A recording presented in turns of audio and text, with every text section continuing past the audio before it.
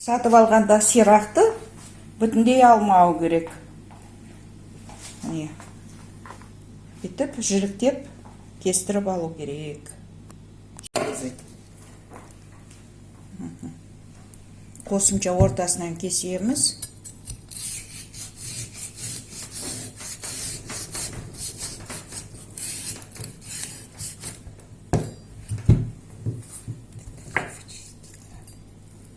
Қаралардың бәрін алып тастау керек.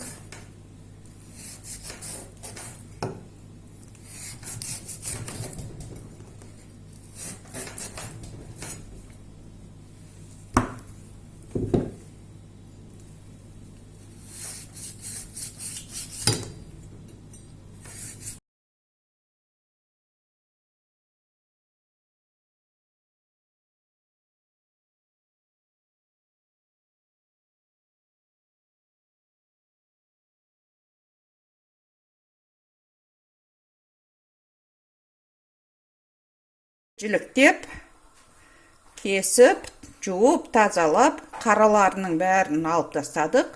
Енді 3 сирақ 8 литр су құйдым. Қазір тұз ештеңе салмаймыз, осылай қайнатамыз. Қайнағаннан кейін көбігін аламыз. Көбігін аламыз.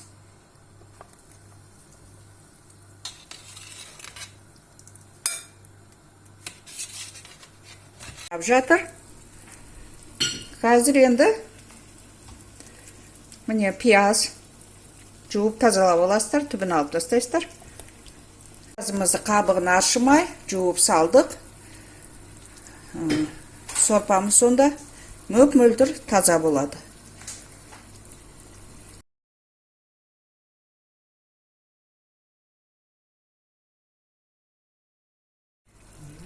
Тұзын аз саламыз, себебі сорпамыз қайнап су азайған кезде ащы болып кетуі мүмкін.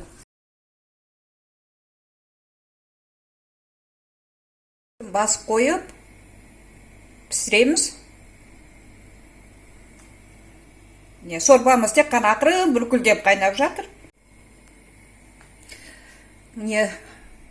Сирақ салынған сорпамыз 8 сағаттай менікі қайнады. Сирақтардың бәрі жақсылап піскен. Сирақтарын сорпадан шығарып алдық. Тағы да сүзіп жатырмыз сорпасын.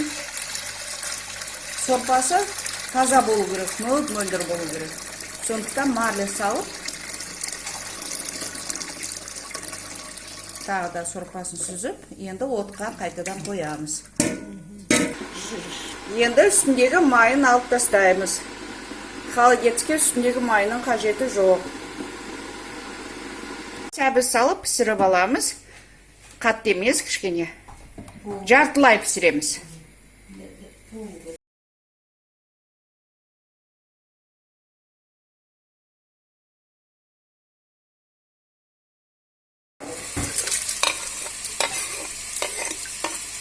Міне газдың астын өшірдік, енді сорпаға чеснок, және ыстық сорпаға чеснок, және қара бұрыш салып, тұзын татытып, бәрін енді дәмін кіргізіп жатырмыз. Зеленмен оформление жасаймыз, қонаққа арналған себепті. Міне бірінші слой сорпа құйылды.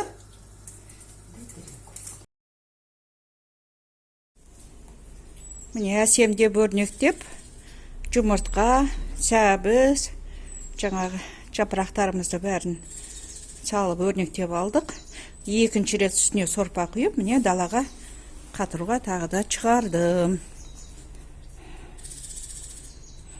Міне далада қар жатыр. Қазір екінші қабат сорпамыз қатқанша өсіп далада тұрады. Міне сорпамызды далаға шығарып қойдым. Сорпамыз салқындаған кезде ыдысымыздың үстіне құйып, тағы да қатыруға қоямыз. Холодеціміз осылай дайын болады. Міне холодеціміз қатты. Енді қазір кесіп көрсетемін. Жаңағы гүлден жасағандарымызды біз қонаққа апарамыз. Сондықтан оны кесіп жатқан жоқпыз.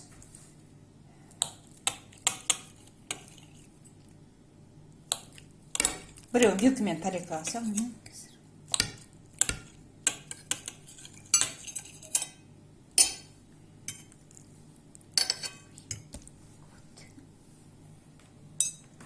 Енді дәмін көрші. О, керемет. Міне, ешқандай желатин ештеңке салынған жоқ. Керемет дәме. Осылай жасаңыздар. Менімен бірге болыңыздар, менің каналыма жазылыңыздар.